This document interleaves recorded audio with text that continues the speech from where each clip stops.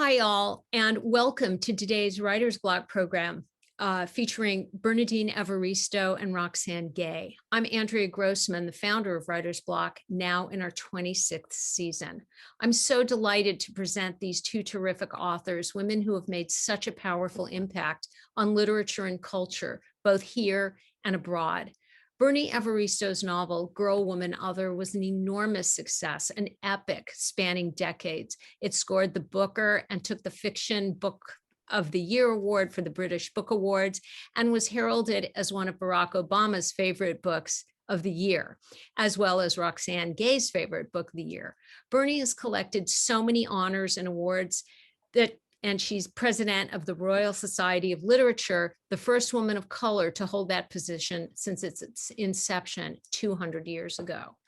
Girl, Woman, Other is a story about women, about race, about class, and about inequality. Manifesto, her new memoir, is really about rebellion. It's about not conforming to the conventional and adhering to one's instinct to keep doing what we must do to live our best lives, notwithstanding that which stands in our way.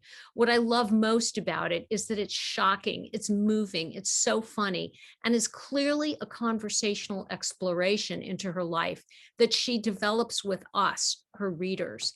We're along for Bernie's ride of self-revelation, and it's pretty glorious. You'll have questions. Email us at reservations@writersblockpresents.com, and we'll try to address them.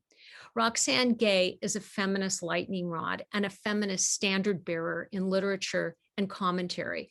In fact, in Girl, Woman, Other, Roxane Gay's bad feminist becomes part of the discourse. Her books, novels, short stories, essays are beautiful, inarguable, witty pieces about navigating the world as a Black woman injected with large doses of ethics, sex, politics, and psychological complexity.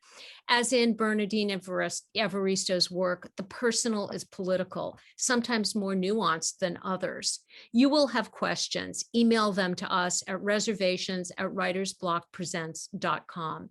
I urge you to go to our website or straight to Skylight Books, where you can get Bernie Evaristo's new book, Manifesto, or Roxane Gay's books as well. What a delight to present Bernardine Evaristo and Roxane Gay. Thank you so much.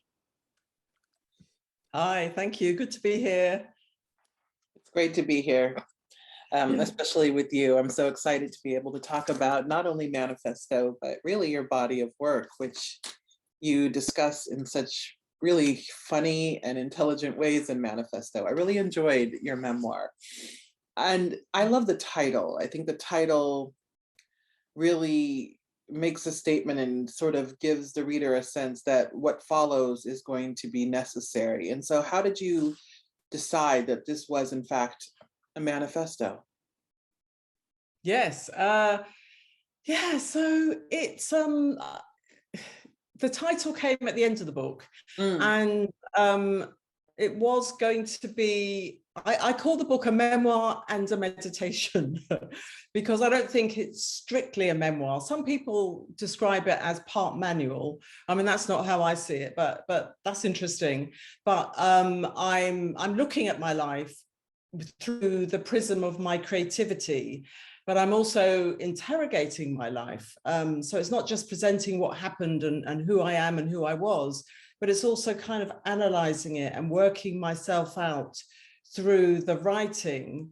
And by the time I got to the end of the book, it felt like I was making, in a way, a really powerful statement about myself and about my creativity. And it felt like Manifesto was the perfect title. And it's also a really audacious title because it's so bold, isn't it? It's kind of usually books are, they have a title and then they'll have a bit underneath that subheading, a manifesto for whatever. Or you have books that are, or you have, sorry, not books, you have proper manifestos, which are sort of the, maybe we're very familiar with political manifestos, right? Where people are going to say what they're going to do, politicians, right? And this is their remit that they're presenting to the world, and they do or they don't fulfill that. Whereas the way I'm looking at the idea of a manifesto is that I'm looking at how my life has evolved to create a manifesto. So the life experience that I've had has led me to create what actually is a literal manifesto at the end of the book, with, so many points. And then also manifesto is a kind of play on the idea of manifestation, which I talk about a little bit in the book as well. Yeah. So as you were doing this sort of excavation and looking back on your life and really articulating how you understand the world, how you understand your craft, did any of the insights you arrived upon surprise you? Did you learn anything new about yourself through this process of writing the book? Yeah, I think I did actually. It's interesting because I know that you've also been there as well, right? I really, really loved Hunger. I would say that Hunger was a kind of inspiration. Just the bravery of your storytelling about your life, I thought was just so incredible. Because I think it's really interesting, isn't it, when you're actually writing down in book form a story of your life. It's different to just telling people here and there stories about who you are and where you come from and the rest of it. It's different to writing little essays here and there, focusing on different aspects maybe of your childhood or whatever. But to actually put the whole thing down in book form, I think is a really serious undertaking. So I understood myself differently. And I think that's what happens when you write about the past anyway, because when you revisit the past, you're revisiting it as you are now. And so the past kind of changes because you're kind of interpreting it in a different way. I discovered that I really felt rooted in my ancestry by the time I finished the book, because I write about my family and my heritage, and I write about all those people that went before me over hundreds of years, in fact. And for the first time, I was really thinking about what I could have inherited from people on both sides of my family history, actually, the black and the white. One of the main things I discovered about myself is that sometimes perhaps I should give up, because the subtitle of Manifesto is on never giving up. But actually, when I was writing about, the relationship with that person, and, 5 years in that really toxic relationship, and when I think about it now, like, what was I doing? I was free, I was independent, I didn't have children, I could have gone and stayed with 100 people, right? But I chose to stay in that relationship. And then when I also think about writing my books, as you will have seen, I sometimes spend years working on something only to throw it away. And I kind of know something's not working, but I can't stop it until eventually I do. So there's a kind of a stubborn streak. And there's a side to myself that I don't fully understand, as to why I don't just kind of jump ship or change direction sometimes when I know that things are not good for me or not working. So those are two things. It's interesting you should say that, because I think about my stubbornness quite a lot, because some days I look at it as a great thing. Like I stay with things, I'm committed, I don't give up. But then other times I recognize that my stubbornness and that unwillingness to give up is sometimes to my own detriment. and I wonder, what am I doing? Like, am I just so invested in not giving up that sanity has departed the conversation? It's also that I'm not always good at taking advice either. Yeah. So, sort of when I was in that really bad relationship, nobody could talk to me about it. Nobody could say a word. I would not have listened to them. And I didn't listen to them. And also with the writing of the books, I just plowed on my own, knowing it wasn't working, and not doing what I tell my creative writing students, to show somebody, get some feedback. No. I had to just do it on my own 4 years until I came to the conclusion myself. One of the other things I noticed in the book and that I really appreciated was just you have a wicked sense of humor. And there's a line where you're talking about teaching your students and how you don't let them get too far away with praise, because like once someone goes past the point of arrogance, there's no getting them back, and that within a matter of hours you can see someone go from humble to confident to arrogant. And so I wonder, where does your humor come from, and how have you honed it over the years? Oh, what a question. What a question. You know, the hardest thing I find talking about is my sense of humor. And I think because it's not even as if I'm intentionally trying to be funny. You know, like a stand-up comedian, that's their job, to be funny. With me, the humor emerges through the writing. And I would say that the beginning of my sense of humor as a writer probably started with my second book, Lara, which was published in 1997. And there's a comedy double act in Britain. They don't work together so much anymore. They're called French and Saunders, two women. And the comedy scene up until the point at which they came along was primarily male. And these were two women of my generation who had a show where they did lots of skits. And I really related. They were white women, but they were my generation, they were British. And I really related to their sense of humor. And I remember I was writing my book, Lara, at the time, thinking, I want to capture some of their sense of humor in my writing. And so that was a turning point for me. But the humor in my writing comes out in different ways. So I think the humor in Girl, Woman, Other, for example, is quite gentle. It's not savage, wicked humor. I think it's kind of the humor of us being human and very flawed. Whereas when you look at my book, Blonde Roots, which is a satire on slavery, the humor is savage. It's really, really savage. So I think it manifests in different ways. And I do know that when I write, if there is no humor in my writing, and like I say, not really intentionally thinking, oh, I'm going to try and be funny here, it just kind of emerges. But if there is no humor, the writing feels really flat. And I don't get any pleasure from it. I don't get any pleasure from it. And so then I have to either ditch something or rework it in some way, because it has to have the magic of humor. And humor is so important though, isn't it? It's what keeps us going. If we don't have a sense of humor, we'd be dead, wouldn't we? If we can't laugh at all the things that are happening to us and have happened to us at some point, you know, that we have to extract the humor from it. Absolutely. I think sometimes that it's an incredibly important coping mechanism for just dealing with reality. And, you know, especially when I'm writing about particularly challenging topics or things that depress the hell out of me, humor is that spoonful of sugar that makes the medicine go down, where, okay, at least we can laugh about this, or at least I recognize the irony here. And so I do too find humor to be incredibly important. And I don't actually know how to articulate like how I'm funny. It's partly the way my mind works, partly whatever influences have shaped my humor. I'm not surprised to hear that you also find it hard to talk about the humor part, because for me, it's just there. I know it didn't just appear magically, but to explain it, I don't know that I could, which is, you know, there are so many unnameable things about creativity. Yes. One of the things I noticed when I was reading Manifesto was some of the parallels between your own story and, of course, the narrative in your novel, Girl, Woman, Other.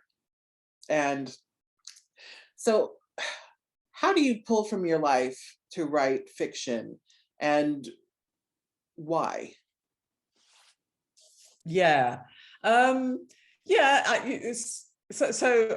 you know, I have a really bad relationship with a woman I had in my 20s, and I did draw from that to write the character of Dominique in Girl, Woman, Other. And I was very aware when I wrote Manifesto, everybody's going to say, oh, there you go, she went through that herself, that's how come she could write that story.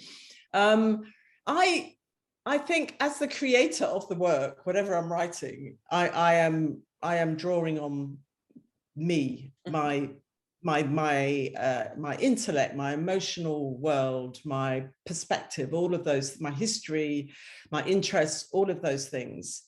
But I like to think that this is a really difficult question, actually, because on the one hand, I like to think that everything I write, most of what I write is not autobiographical, right? And it isn't. You know, the range of my work is very, very diverse.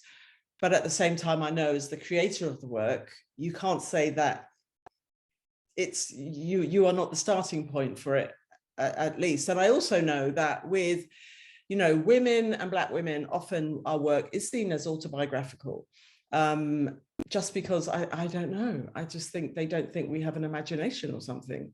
So I've literally had people saying to me that everything I write is about myself.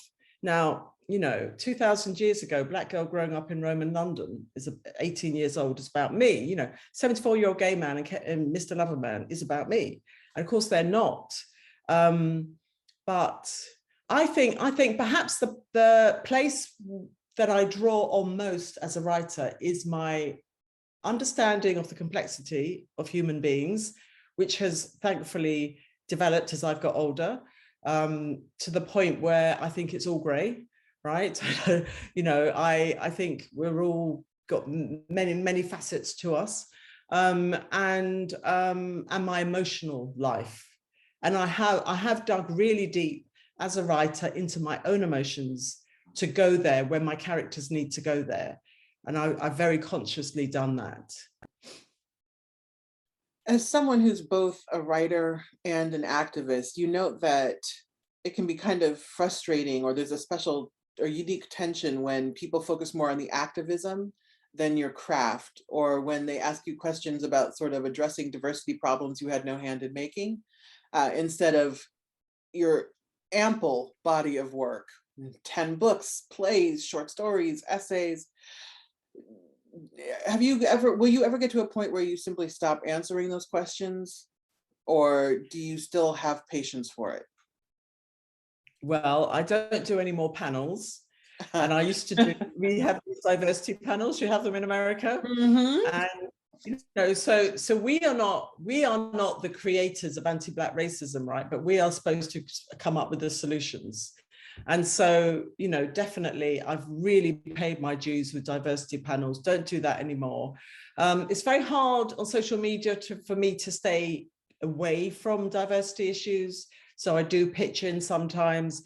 When I'm supposed to be interviewed about my work, then usually I am asked about diversity, especially with foreign rights in other countries, you know, and they want to know what I think about racism and in Britain and all of these things. And it's, I'm very tolerant. I'm very tolerant because I don't refuse to answer those questions. I do answer them, but I might be very curt. Mm-hmm. But of course, we know that, you know, I know that white writers are not asked these questions. They're not asked, unless they're specifically writing about, say, racism, they're not asked to answer in any way to these issues. They're not asked to talk about diversity in publishing because it's not seen as their responsibility, whereas somehow it is our responsibility. But it's also something I've taken on, as you say, as an activist. It is something I've actively engaged with. So in a way, I'm kind of like, I am making things difficult for myself. But I do think that when I'm being interviewed about my books, especially my fiction books, and I do talk about my activism in Manifesto, so I can't say I can't talk about it when I'm being interviewed because it is there, but I controlled it. I didn't allow it to dominate in any way, because I knew that if I did, that would be all they would pick up on. So even in things like cultural appropriation, I didn't use that language because I thought if I do, they're going to extract that and that will be the headline and it will be my views on cultural appropriation, which is the way it goes these days. So yeah, it's a difficult one. And I've learned to be very patient with it. But I think when I'm talking about my creativity, that's what I want to talk about. Yeah. Speaking of creativity, when I was reading Girl, Woman, Other, I was just struck by so much. It was just awe-inspiring, for lack of a better word. The structure, the lack of punctuation, and just the audacity of doing that, and that it worked. Like it read, I after maybe a few pages, I stopped thinking about punctuation entirely and just focused entirely on the story.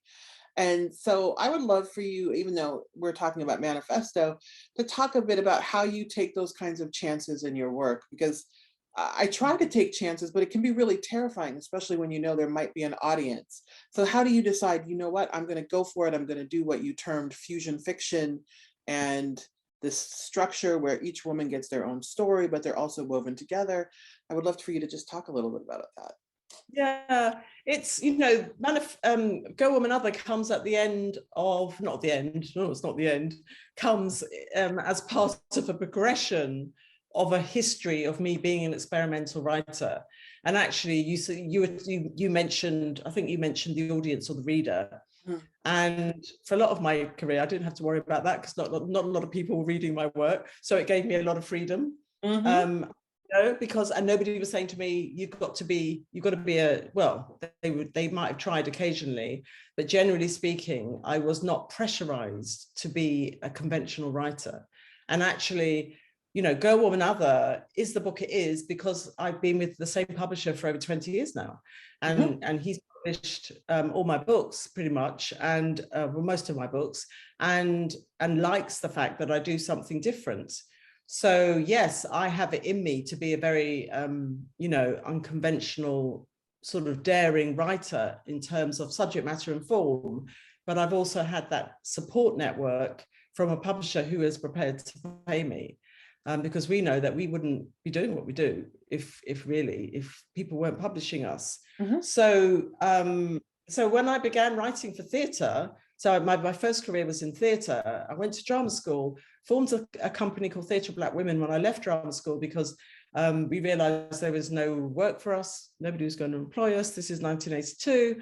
And so we might as well do it ourselves. And we were trying to find the forms to fit what we wanted to say, because we didn't feel that we were part of the tradition of theatre in this country or in Europe or even in Africa, actually. But the turning point for us was Ntozake Shange's For Colored Girls Who Consider Suicide When the Rainbow Is Enough, which came to London's West End in 1979. And I saw it as a drama student with my fellow Black students, and we were just knocked out by that. So here was I at a really young, impressionable age, encountering Ntozake Shange's For Colored Girls, and the form, 7 Black women on stage, poetry, lowercase, in a way that was so inspirational, where it was incredibly inspirational for me as a theatre maker. And then I continued, not to write like her. I don't write like her at all, but to find my own way to express myself. And then when it came to Go Woman Other, I had this long history of experimenting as a writer. So this was part of my experimental gene, if you like. And also it just felt like the natural form for that book, because it was so free flowing to write without full stops. And what I learned while I was editing the book, because it's really hard when you get rid of the full stops, it's really hard to edit. You should try it, right? You should try and write and then edit without full stops, because it just looks like a mess. And when I was editing it, I realized that the full stop did just that. It stopped you. And so it stops your moments, the storytelling. It's stopping all the time because of those full stops. But I was allowed to I flow with the story, or allowed myself to flow with the story, because I didn't have many full stops. And then at the very end, when the book was ready to go out there, I thought, oh, what should I call it? I thought fusion fiction, that'll work. So that's how that came about. So how does your playwriting inform your prose writing? Yeah, I've returned to writing for theatre in the last couple of years, monologues. And when I was originally writing for theatre, they were dramatic monologues, not performance poetry, but dramatic monologues. And that was a discovery, actually, quite a recent discovery, where I realized that the way I write character is rooted in my background as a theatre writer all those years ago, who used to perform my own monologues. And so I was writing for the stage to communicate to an audience, but at the same time, I was acting in my own text. And I think that gave me a very powerful, intimate relationship with writing. That meant that when I left theatre behind, I was still trying to capture that relationship that I had with character. And so when I write my characters, I want to get inside them.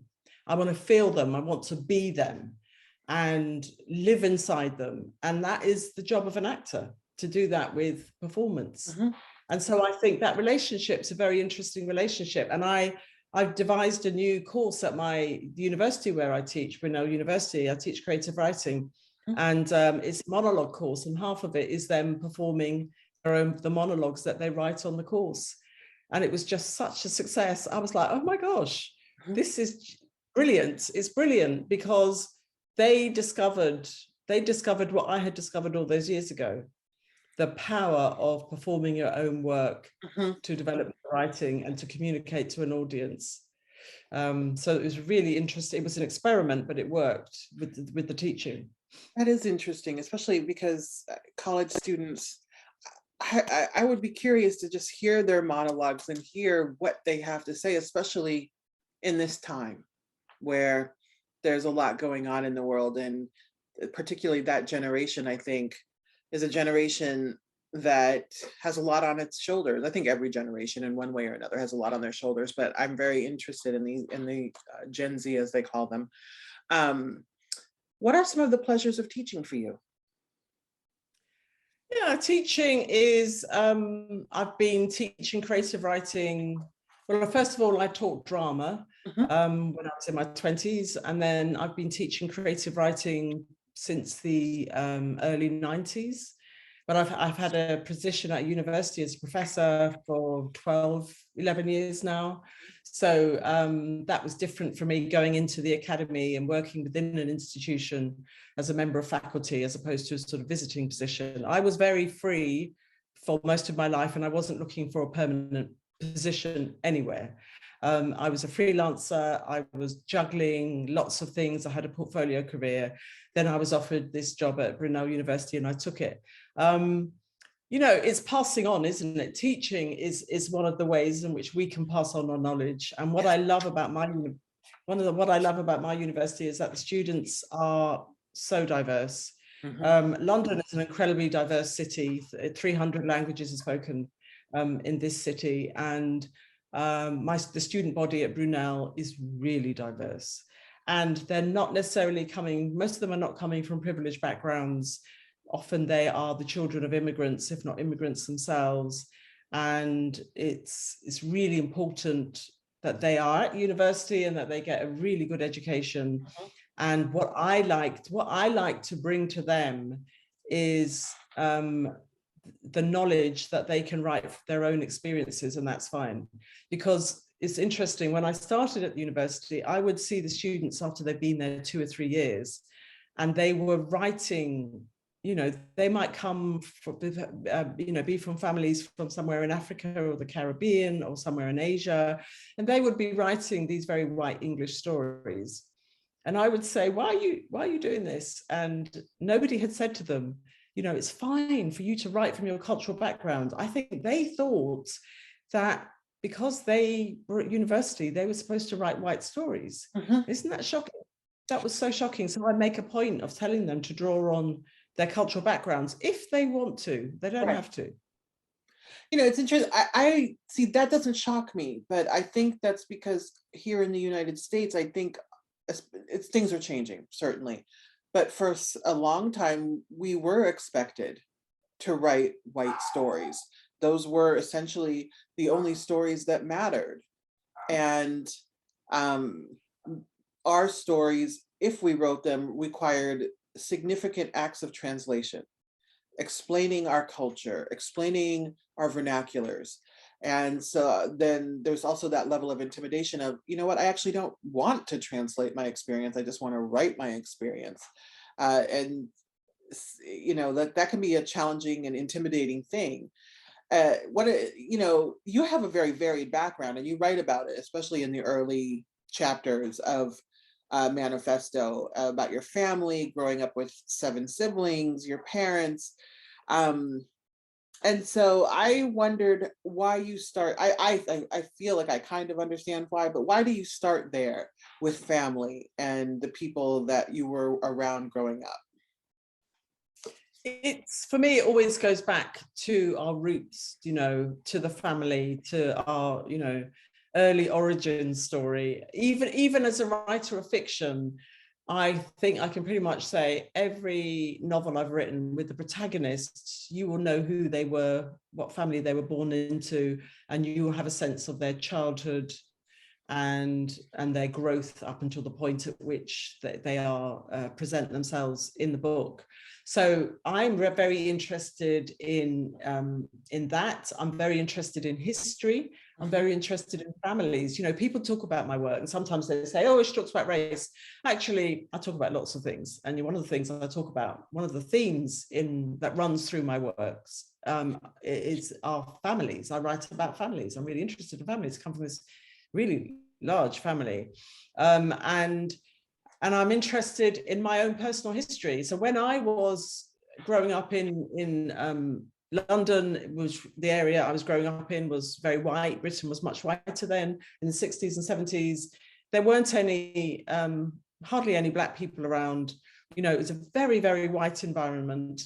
And my dad didn't pass on his culture, his Nigerian culture. He didn't share with us anything. He didn't talk to us for a start, right?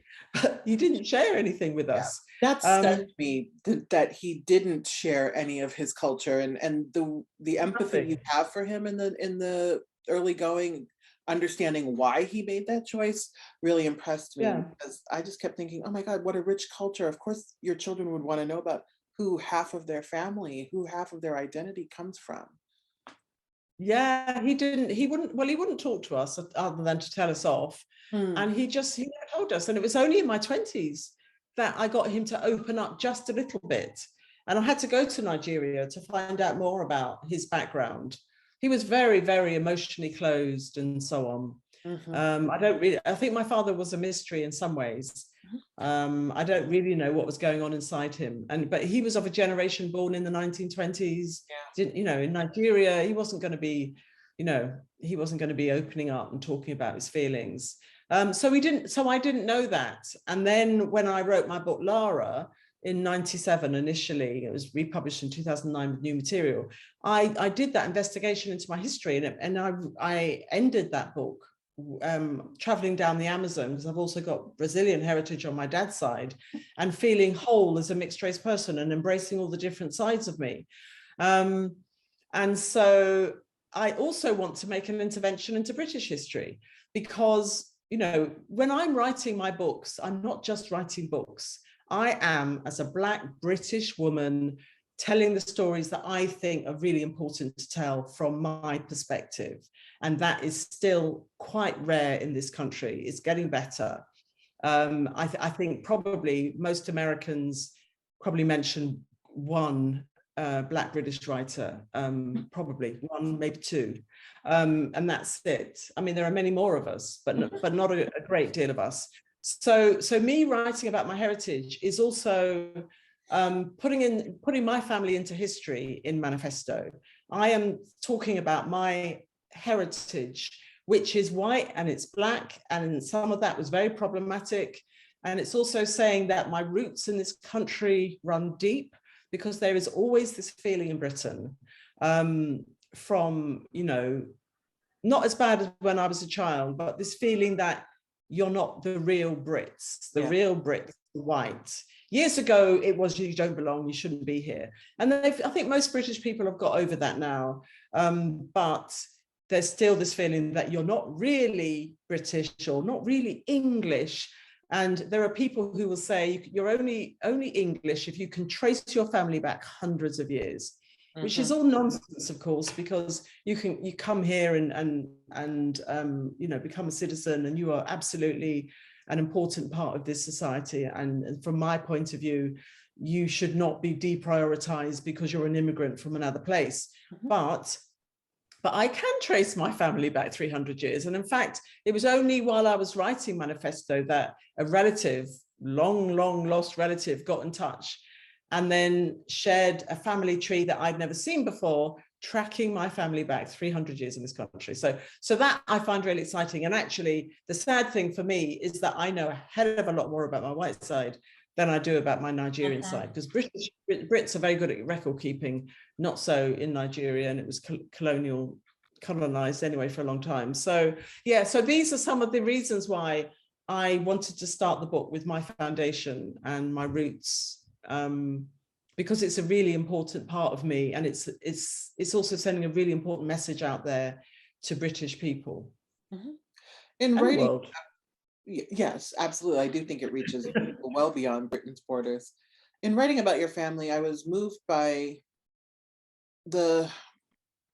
you were very straightforward about both the good and the bad in your family, but you also had a lot of generosity in understanding your father, in understanding your grandmother, your mother's family, and some of the racism that they exhibited. And your grandmother, for example, not having pictures of her grandchildren in the house until there were only two, and because they had like married white people, which it's not surprising, but it's one of those things where it would be very easy to be very bitter about it. How were you able to approach some of the more difficult truths about your family with generosity? That's, people have asked me that question, and it's really, it's a really interesting one. I've thought about it a lot. When I wrote Lara, I had to imagine myself as my white English grandmother, who I knew. She died when I was about 26. She loved us, her grandchildren, but it was conditional, right? But she didn't really want us to be Black. And yeah, she did say to me when I was in my early 20s, no, probably very not that long before she died, I said I wanted to go to Nigeria, and she said, I think I put that in the book. She said, "Oh, what do you want to go there for? You'll come back looking like a nigger man, dear." Saying it as a harmless, natural thing to say. So, but I also understood that she was of a time. So when you write, actually, this is a really good exercise for people. If you fictionalize your family and, well, anybody, and you try to imagine things from their perspective, I think it helps us become more compassionate towards them, because that's what I had to do when I wrote Lara. I had to step into the shoes of various family members and imagine that I was them. I told you about me acting and getting inside the characters, imagining what their perspective is and why they are the way they are. Understanding where people are coming from and how that shapes who they are. Because I also talk in the book about the girls at school, and the survey, and they wouldn't want to live next to a Black family. And that has always really annoyed me. I wasn't bitter about it, but I was always like, yeah, that's the kind of school I went to. But actually, when I was writing Manifesto, I thought, well, hang on. This was a white school in a white area. I was the only Black girl there for most of my time. This was the 1970s. Britain was racist. The media was racist. Yes. They were indoctrinated into British racism. That's the reality. They did not see positive representations of Black people around them. So their attitude came out of that. And if they'd have been asked, well, will you live next to Bernie? They probably would have said, oh yeah, Bernie, but she's all right. But the only reason I'm all right, and we know that one, don't we? The only reason I'm all right is because they know me, not the other billion odd Black people in the world. So there's that going on. And then I think that compassion that I think I have felt for my characters when I step inside their shoes, not all of them, but most of them, I think that compassion has spilled over into my other life, if you like, my sort of regular life. And I think as I've got older, that I have become more compassionate. And I don't want to say that I'm some kind of angel and, peace and love, none of that, right? I'm not like that. I can be, I can bitch, people really piss me off, but I think I am more compassionate. And I'm psychoanalyzing myself. I think it might be because I have written, all these novels, and I've had the experience of trying to see things from other people's points of view. Yeah, I'm not surprised to hear that, because I too, the older I get, the more compassionate I get. I think also when I'm not compassionate, I'm also more dispassionate for, so like it's both, but time, distance, experience, all of these things I think allow me to recognize that people, I understand like where they come from sometimes and how they come to these toxic ideologies. And sometimes I look at someone and I just think, you never had a chance. You were always going to be like either racist or homophobic or a combination of bigotries. And I don't know why, but I am able to harbor at least some measure of compassion for that. But it's not always. No, but also but that doesn't mean that people should get away with it either. Correct. I think you can both when have compassion and accountability. That's right. And when I was just rereading Bad Feminist, and I was thinking, oh my God, this woman, you just go for it, don't you? It's do. Like, boom, boom, boom, boom. I mean, really, truth to power and just no bullshit. And it doesn't matter if it's an unpopular opinion. I was looking at, and I agree with some of it, right? 12 Years a Slave. I was thinking, The Help, definitely agree with you about The Help. But you just don't see that kind of criticism there, right? So we could be compassionate, right, about the author of that book, but at the same time, they need to be called on it, right? Yeah, and one of the main reasons I can go for it in my writing is because I just tell myself that no one's going to read it. And for much of my career, that was in fact the truth. And so it was very easy to have opinions like, who cares what I think about 12 Years a Slave? But I also truly believe that art is made better by having a robust critical culture. And unfortunately, a lot of times people think that we just have to mindlessly consume and love everything. And I, think the world of the director of 12 Years a Slave and the cast. They're wonderful. They're incredibly talented, and they should continue making work. And that movie had every right to exist in the world. But I also think we can give it the respect of engaging with it. And I hope that, and people do, engage with my work quite critically. The work is the better for it. The conversations around the work are better for that kind of engagement. Are you happy with the critical engagement your work receives? They can always do better, couldn't they? They can do better. Yeah. That's. Don't know if I've been asked that. Can't remember having been asked that in an interview like this. Am I happy with it? I write the books, and then there is the critical response. Obviously, that is really important to me, really important. But I try to kind of demote it in a way because I can't control it. Once the book is out there, people are going to respond to it however they're going to respond to it. I'm very lucky. Generally, the responses are very positive. But I can get really critical of the critics sometimes because they get things wrong. And, people, there are so many ways in which the critics can be incredibly annoying about our work. Just that they're focusing on one thing and ignoring everything else. I had a review of Manifesto, and it was a nice review, but then they were talking about me taking an OBE, an Order of the British Empire, and how I hadn't mentioned it in Manifesto. And I realized, and I was trolled by some people who objected to something I said about the royal family. And I remember thinking, oh, you were dying to read this book so that you could come across something about me taking an honor, one of these our country's honors, and then you could attack it. And it wasn't in there, which why should it be? Because I'm not talking about awards in the book. It's not in there, so you're going to put it in your review and you're going to attack me anyway. Yes, absolutely. I think sometimes people get very resentful when you don't give them the fodder they're seeking to like sort of go for what they perceive as a weakness and air their honest opinions, which just air them anyway. be an adult, be mature, and have some courage. Yeah, reviews can be tough. I read reviews, but I don't like read Goodreads. That's not my business. I read. You don't say that again?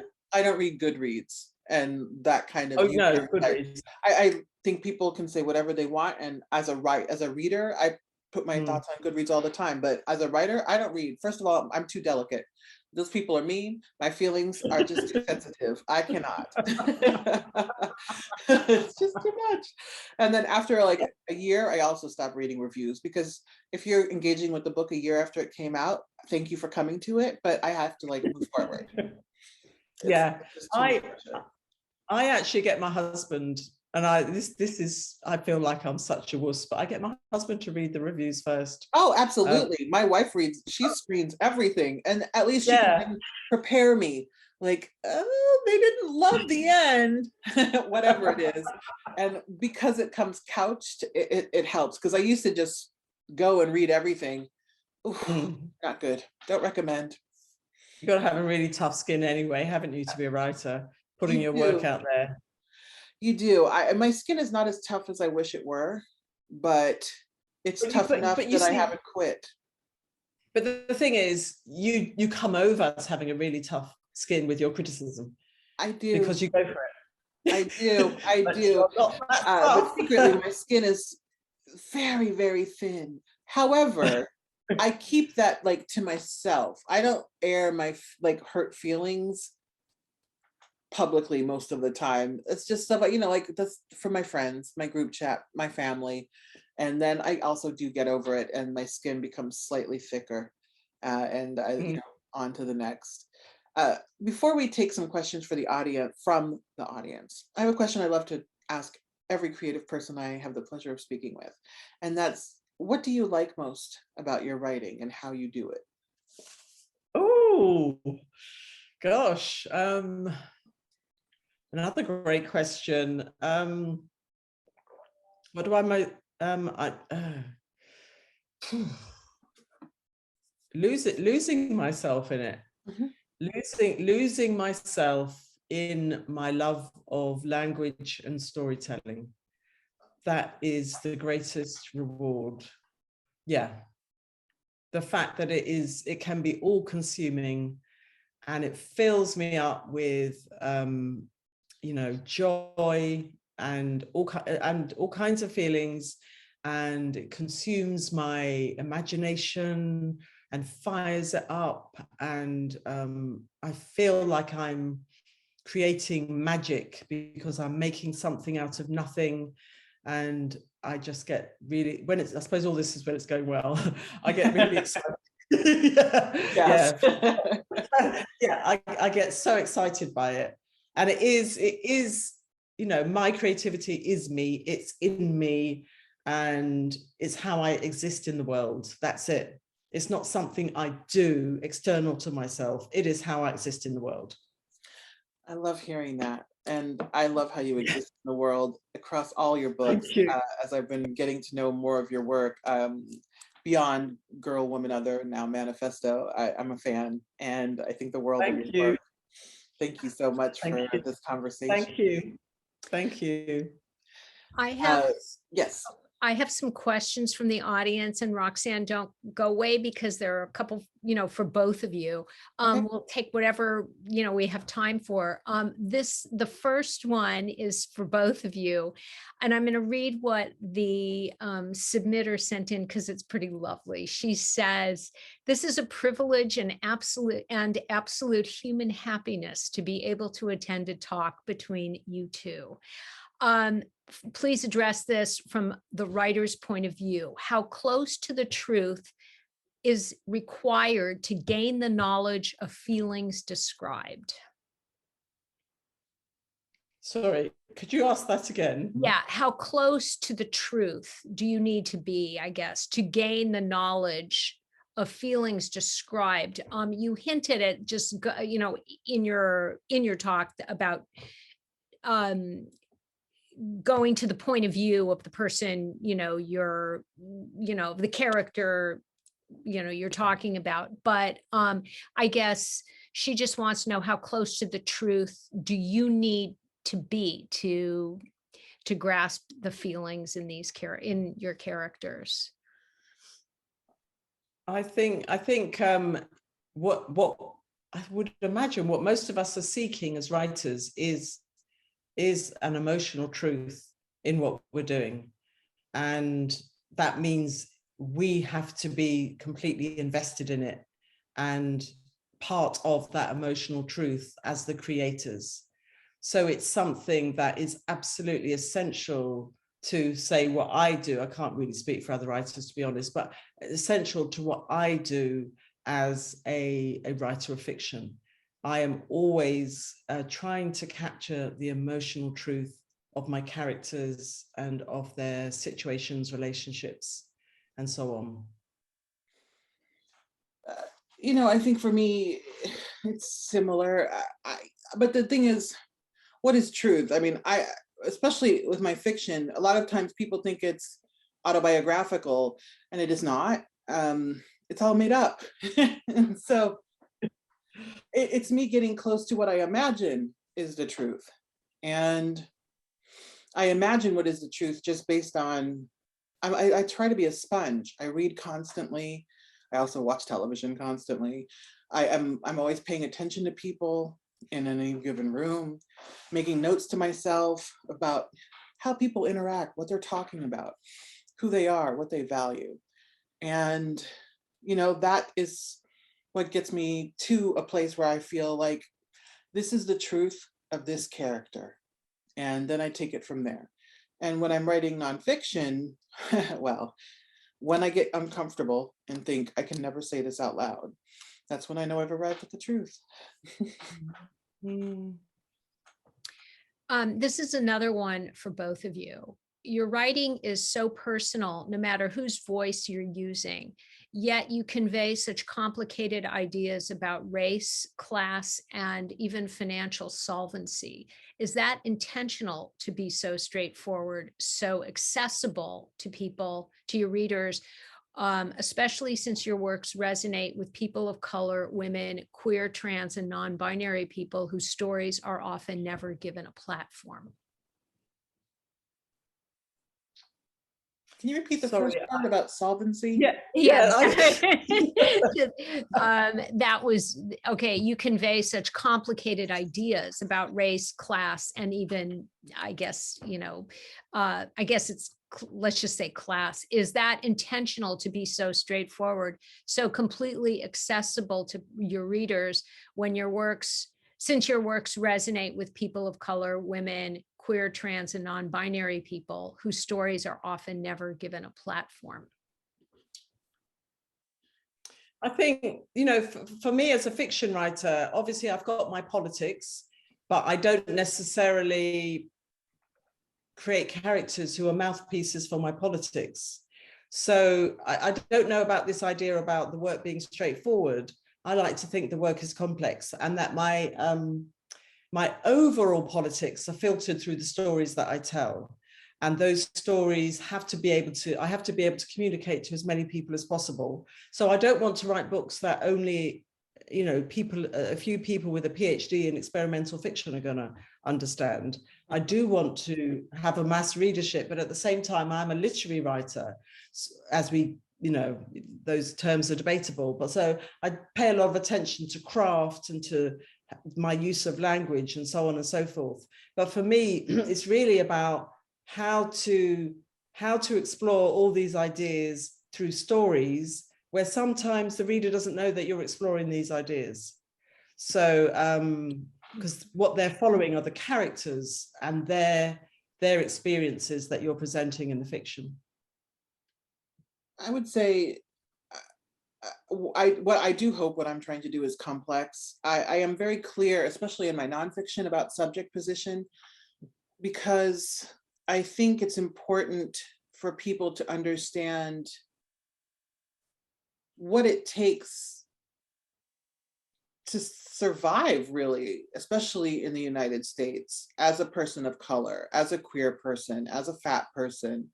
And I try to explore class in the ways I can, while also identifying that I came from a middle-class family and then in an upper middle-class family. And I'm reasonably comfortable now.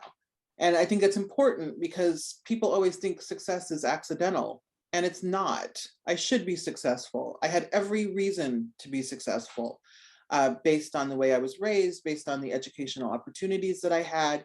And so I don't want people to think that it's magic and luck. It's partly magic and luck, it's part hard work, and it's part privilege. And the more that you talk about that and articulate that, I think the more people can recognize that if they're not where they want to be or where they should be, it's not because of their own failings. It's because there are systemic issues that elevate certain people and keep others down. Like, the world is not a meritocracy, no matter how much we tell ourselves that it is. And, you know, I also think that, unfortunately, even though it's 2022, not enough people who look like me still have a platform. And it's just completely mind-blowing to me that this is still a problem, that I can still be the only one in the room. And so I just try to do everything in my power to ensure that I'm not, and that people recognize that Blackness contains multitudes, and that you can have 10 Black people on a panel, and I assure you, you're going to hear 10 different perspectives, and they're all going to be interesting. And so I also just try to bring attention to that as best I can.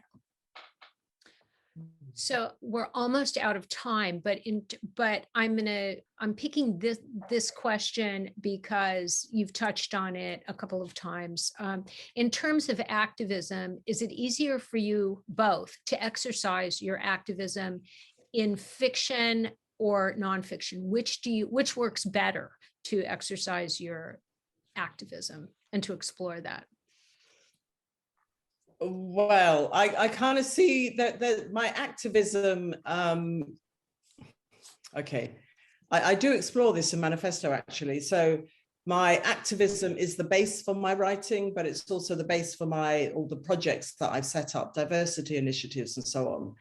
So I kind of, when I'm writing my books, I'm writing the books that I do because I want to believe in the possibility of social change, and because I want to be somebody who's exploring the African diaspora, because that is something that needs to be explored, blah, blah, blah, blah, right? When I'm doing my activism, it's because I want to create, I mean, in particular in the arts and literature, I want to create a more egalitarian culture and society, and I will do practical activist things to make that, you know, to contribute to making that happen.